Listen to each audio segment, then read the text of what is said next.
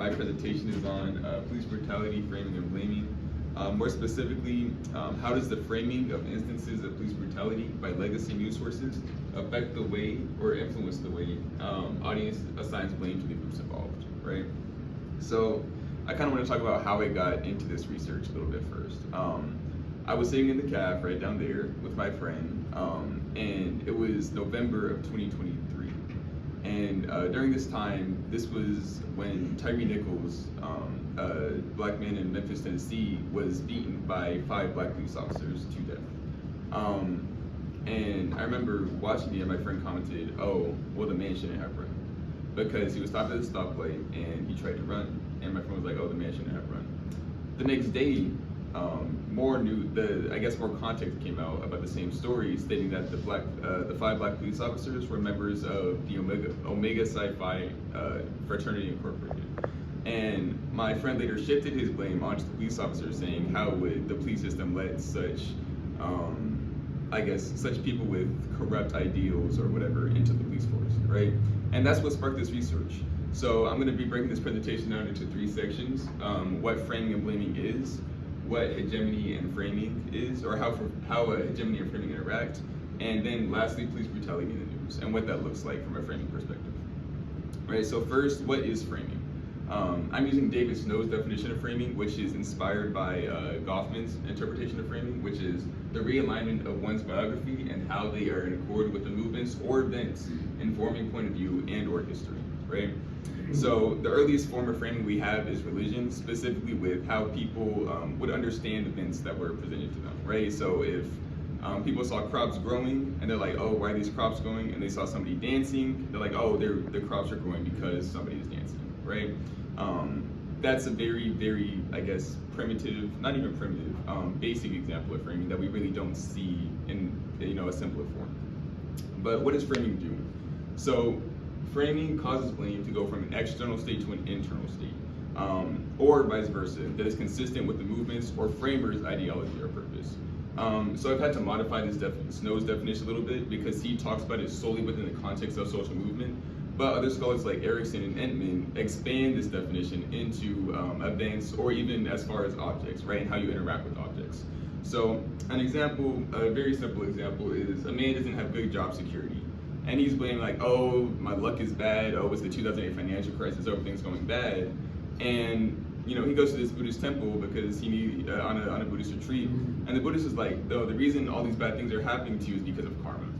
And then it causes his blame to shift from an external state, blaming the external factors around him, to an internal state, blaming his own decisions through karma, right? And that's the example of framing within the context of a social movement or religion, right? So how do framing and blaming interact? Because I mentioned blame a couple of times, so it's finally time to see how they interact with each other. So the blame process coined by Charles Tilly, in Credit and Blame, he states that first somebody witnesses an action or an outcome, right? There's then a value assigned to this outcome, whether it's good or bad, and then there's agents. You identify the agents that are involved within this outcome, right, within this act. After this, you then hold somebody responsible for the action that happened. Within the frame perspective, David Snow outlines the process of framing. He says first you have an action or outcome, then you have an interpretation of said action, and lastly you have a judgment of the action that happened, right, based on your interpretation. So how do these two interact? So first you have the action. Actually, I'll use the example of Sonia Massey with a pot of boiling water. Is everybody familiar with Sonia Massey? Of course. Okay, cool. So Sonia Massey, she was she was a black woman who was shot by police officers in her own apartment as she was holding a pot of boiling water after she called them for help, right? So the action was that Sonia Massey was shot. Now, based on your interpretation of the action, right, you have 2 different interpretations, or 2 different common or popular interpretations. One interpretation is that she was shot after she was told to go get the pot of boiling water by the police, and another interpretation is she was shot because she was trying to use the pot of boiling water to attack the police. So you have 2 different interpretations of this action. You then have a value assigned to this action. The common consensus is that that action was bad, right? It was a bad outcome, it was a bad action. And then you have agents identified. So who are the agents? You have Sonia Massey and you have the 2 police officers, right? You then have judgments assigned to these agents, Some people would like to say that the police officers were justified in this killing. Some people like to say that Sonia Massey was a victim, right? So those are the agents, or I said that's the judgments that are assigned to these agents. And then you have who was held responsible for this action, right? In the case of Sonia Massey, the officers were held responsible. I'm going to talk about this this point context right here in the next slide, but that's basically the how framing and blaming interact. So how does the news use framing to perpetuate hegemony? I got this idea by studying the critical theorists, specifically Kendall, and how they talk about the mass culture and the knowledge industry and what the goals of those are.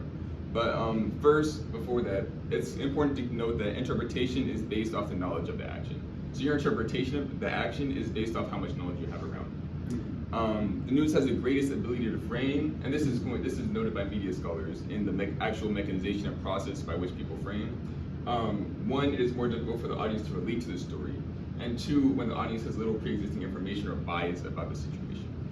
And so, for those unfamiliar with hegemony, hegemony is a process by which a ruling class, or the dominant figure, makes whatever logic they're doing, whatever logic they're asserting, seem normal, right? Or seem, I guess, what we call in sociology heteronormative. So, an example of this would be, everybody sees the desk facing this way, and that's just the way that desks are supposed to be faced. Whereas if you go into another classroom, you might see a circle situation that might be foreign to you, right? That's a very, I guess, basic example of what hegemony looks like. But in the case of the news, a form of hegemony, at least seen by End Wokeness on Twitter, might be, oh, of course, Sonia Massey got shot, she was holding a weapon, right? That's a form of how hegemony might be present in the news on a conservative side, whereas I guess on a more leftist or liberal side, it might be seen that, oh, this was a common case of police brutality and oppressive force by police officers, right? So critical theorists argue that the news, which takes place in both the mass culture and knowledge industry, basically uses this platform to try and compete for which hegemonic message is going to be present or more prevalent, right? This is most commonly seen within politics, right? We see it with Trump and Biden, with Kamala Harris and Trump, and the message they're trying to spin about these two politicians or these two sides, right? So time to get more specifically into how news framing and police brutality interact.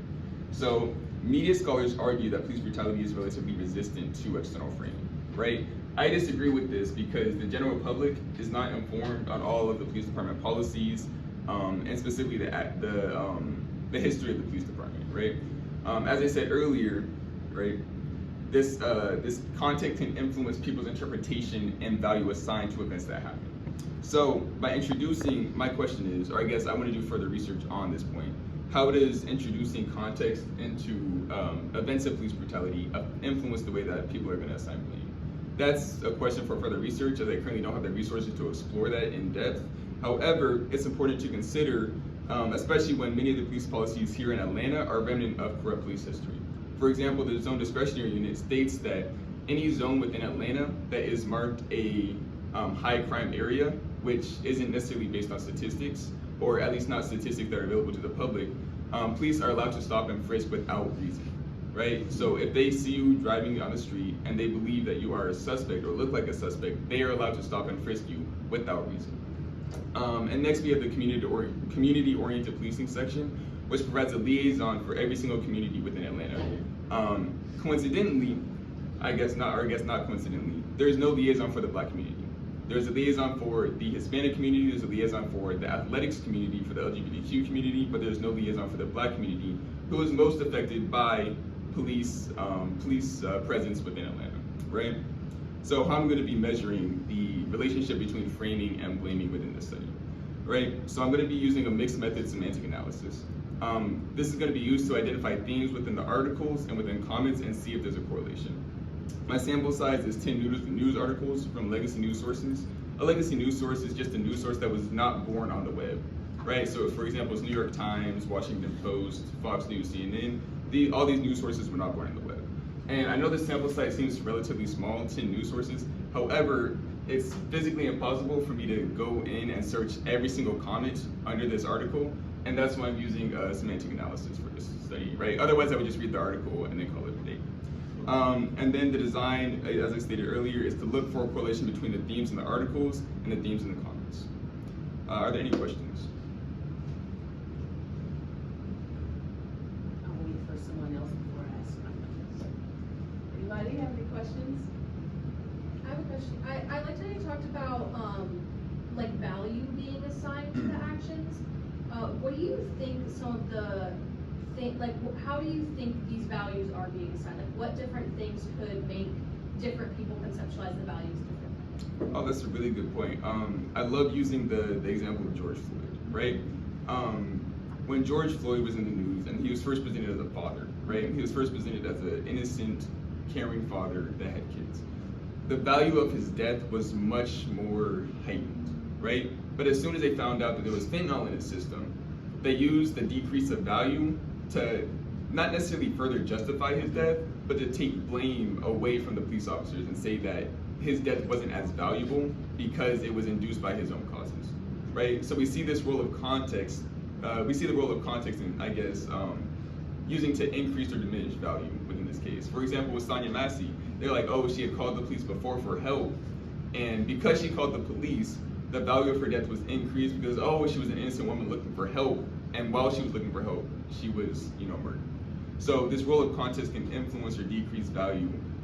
This is a social science, so it is more so based on the audience's interpretation, and there's not much research on it, at least by Charles Tilly, on how this value is assigned, but we do see examples of it. So yes.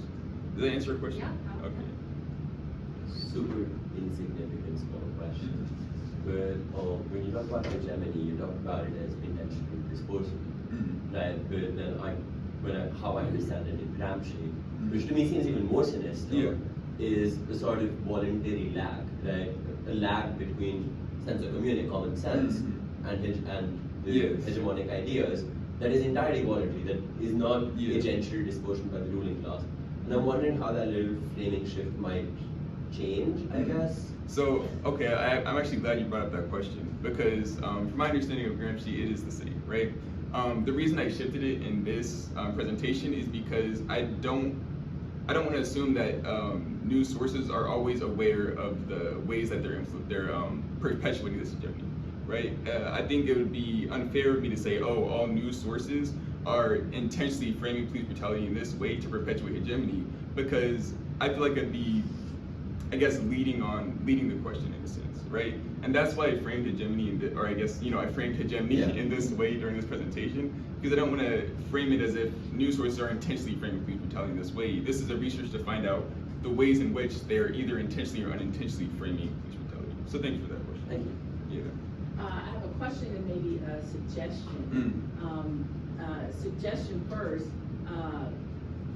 Have you thought about analyzing across media types this framework? Yeah, so originally I was going to use Twitter data, and I found out that Twitter recently changed how API can be used within their by researchers, and so it's a $40 subscription per month or per 2 months or something. And I was like, so maybe for grad school I will consider going across media. But for now, I'm just going to stick to news articles. But ideally, I would like to go into Twitter and look at social media platforms in relation to, news articles. So yes, thank you for that question. And so my real question is, what role do social media and user-generated content play in reinforcing or counteracting or counterframing the effects of framing that you use here? What role do you think those things have? Okay, so I guess, I don't even know if I want to count this as preliminary findings, but when I was searching on Twitter and searching on social media, I guess a more formal post by something like New York Times had, there's two things I noticed. There was much less comments on New York Times than there was on a more popular page like Wokeness, which is a popular right conservative page on Twitter.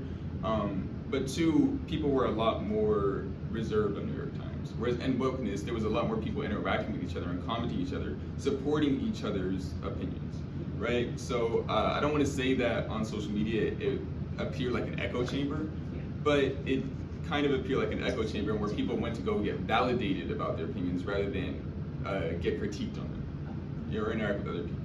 Yes. Okay. All right. Any other questions for Kade Well, thank you.